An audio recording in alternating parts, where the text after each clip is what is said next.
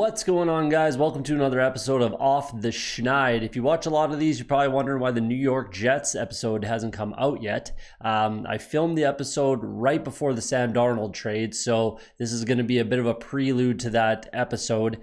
In the episode, you'll hear me floating around an idea for the Jets not taking a quarterback second overall. Obviously, that's 100% happening now.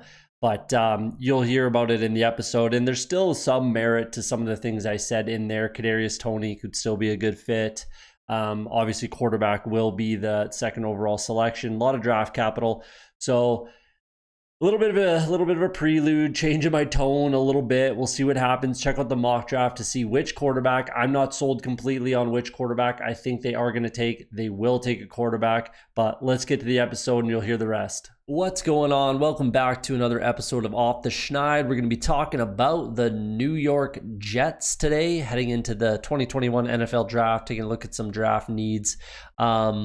They're an interesting team this year, the Jets. They in my opinion, they have a very good opportunity to turn this thing around very quickly. They've got a ton of cap space left. What they're doing with that, we'll see. Obviously, they have the second overall selection in the draft. Do they go quarterback? Pretty much everybody has them taking Zach Wilson. To be honest with you, I'm not so sure about that. And I'll get to that when I do my mock draft, which will be in a couple weeks. Keep an eye out for that. We'll see what happens. Like I said, they have an opportunity, I think, to turn this around very, very quickly. What are their needs? They got a lot. They got a lot right now. I'm not gonna lie. They're not sitting there like, with no holes to fill. That's for sure. But I think Bob Saleh's in a pretty advantageous position right now. I think he can make a lot of moves, and I think he can turn this around pretty quickly. Running back is a definite need. Quarterback is a definite need. Potentially wide receiver. There's lots of needs, but here's something I've thought, and I think I would probably think about doing. And this is nothing against Jamison Crowder. I think Jamison Crowder is a very good wide receiver. I absolutely think he's a starter on pretty much any team. He's probably a top 7 slot receiver in the NFL, in my opinion. But I'm not super comfortable paying him $11+ million this year when I can release him for $1 million. I can save $10 million plus by cutting Jamison Crowder. And I do that if it's me. And again, nothing against Jamison Crowder whatsoever. But Braxton Berrios showed that he can get the job done if need be. You have the draft capital where you could draft a guy to plug him in there. They're not one piece away from even being a winning team. That's for sure.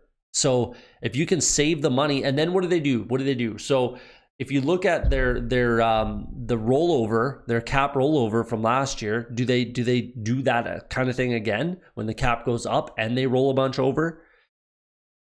And then what are you planning for? Do they go after a quarterback that, next offseason sort of a thing? I don't know. Who knows? Obviously, Deshaun Watson wants out of town. Russ Wilson has said he wants out of town. Who knows what happens with Deshaun Watson? That's another conversation for another day. But, with the way, look at this year's offseason, how many starting quarterbacks that you wouldn't anticipate were going to be getting moved around or even talk about moving around. Since when would we ever talk about Deshaun Watson and Russell Wilson, guys like that, getting traded? It's fairly unprecedented in my opinion. So do you wait to get your quarterback? I don't know. We'll see. And I haven't decided what I have the Jets doing at number 2. I'm not just sold on Zach Wilson second overall. I'm not just completely sold yet. I haven't made up my mind, but we'll see. And again, I think they got a lot of solid pieces. They went and brought in Corey Davis. I like the offensive line. Could they release George Fant and just draft Sewell at number 2? I mean, I've put that out there, and a lot of people, why would you when you have Becton? You don't want to end up in a position where you absolutely need offensive linemen to even have your team operate. You know what I mean? Like, I'm a Bengals fan. You don't want to put yourself in that position. You're telling me you don't want two extremely solid tackles, and you're not happy if you have a super solid offensive line? Like, I like their offensive line for sure. Alex Lewis, Connor McGovern, Greg Van Ruden. They brought in Dan Feeney. They got Cameron Clark there, Chuma Edoga. They got tons of depth. But are you telling me you wouldn't be happy with a guy like Sewell and Mekhi Becton as your bookend tackles? Like, that's why I'm not 100% completely sold. And then people say, oh, just trade down. It's not, how far back do you go? You know what I mean? Like, and who wants to trade up for who? Usually you're only trading up for two for a quarterback, and who wants to do that this year? I'm not so sure that those conversations haven't happened. Well, we're getting ahead of ourselves. So what do they need? Running back, for sure.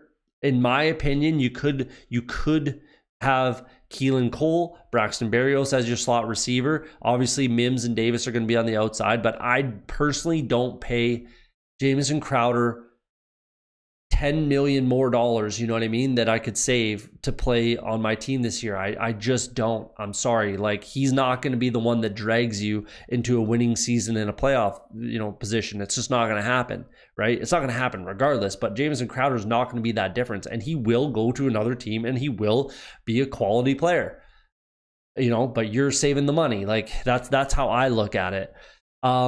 So those are two needs. I do think quarterback is a need regardless of what happens with Sam Darnold. If they don't take a quarterback second overall, Sam Darnold is going to be the starter next year. Do they still need to add a quarterback at some point in the draft? Absolutely. So that's what I mean, and we're going to know super quick, obviously, which one of those scenarios, kind of unfold. So we'll see what happens there. That's how I think the offense looks. I think they're in a decent position. Mims, Herndon, Davis.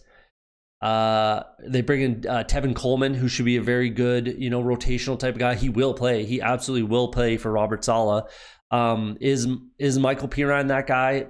Personally, I don't think so. So here's kind of what I've been getting at. If you look at what they have, second overall and 23rd, you're telling me if they cut Jamison Crowder, cut George Fant, draft Sewell, Najee Harris at 23, and Kadarius Toney at 34. You telling me that's not a complete offense with the exception of quarterback? You're telling me that's not a complete offense? And then if it happens where you can go out and get Deshaun Watson, that's a scary offense, in my opinion. So that's just a scenario. I'm not saying that that's what's going to happen, and I'm not saying that's what I think happens, but something like that, that could be dangerous. That could be a dangerous looking offense. Let's move to the defensive side of the ball. They're going to, from what I'm hearing, they're switching to a 4-3.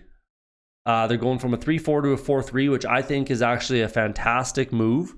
But they're going to need some defensive end help there. From what I'm hearing, that's what's going to happen. So Carl Lawson comes in on a huge deal. Great pickup. Quinn Williams is one of the better interior rushers in the game right now already, and I think he's going to improve a huge amount.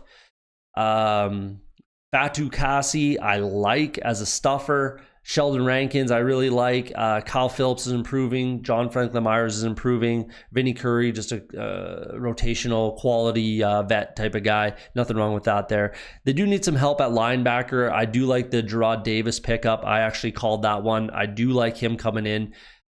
Blake Cashman, we'll see. Harvey Lange, sure. They're going to need some guys to come in and compete there. So I could see them using one of their, third, fourth, fifth round selections on a linebacker. I like their safeties. Ashton Davis, I quite like a lot. Marcus May, I believe, is on the franchise tag this year. LaMarcus Joyner comes in to help out, maybe in the nickel as well. Bless Austin, probably their number one corner, 6th round pick. So that's a little on the sketchy side. So we'll see what happens. If I'm the Jets, again, to add to how I think they could turn this around quickly, I throw out an offer that the Patriots can't match for JC Jackson. That's what I do. Javelin Goudry, I'm not sure if I'm butchering his name or not, but he could be a solid, and Corey Ballantyne too, can be solid nickel type guys. Goudry had 4 forced fumbles last year, ran a sub 4.3. That's a lot of stuff that you can work with right there. So I do like him moving forward, but I think they definitely need some corner help. Again, a defensive end to pair with Jabari Zuniga as well as Carl Lawson. They need to get after the quarterback at a much, much higher clip than they did last year. I don't see the Jets being anywhere near a playoff team. They're definitely not one piece away, but they could turn this around pretty quick, I think.